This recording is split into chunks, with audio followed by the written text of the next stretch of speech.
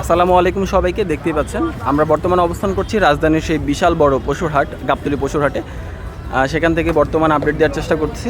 এই গরুটি এবং এই গরুটি, এই দুইটি বিশাল দেহের গরু আনা হয়েছে মানিকগঞ্জ জেলার সিংগাই থানা থেকে, সিংগাই থানা এরিয়া থেকে আনা হয়েছে। এই গরু দুটি আমি একটু কাছ থেকে দেখানোর চেষ্টা করবো আপনাদেরকে।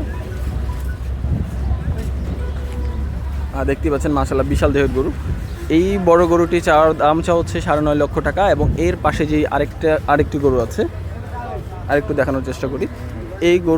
এই গরুটার দাম হচ্ছে 8.5 লক্ষ টাকা।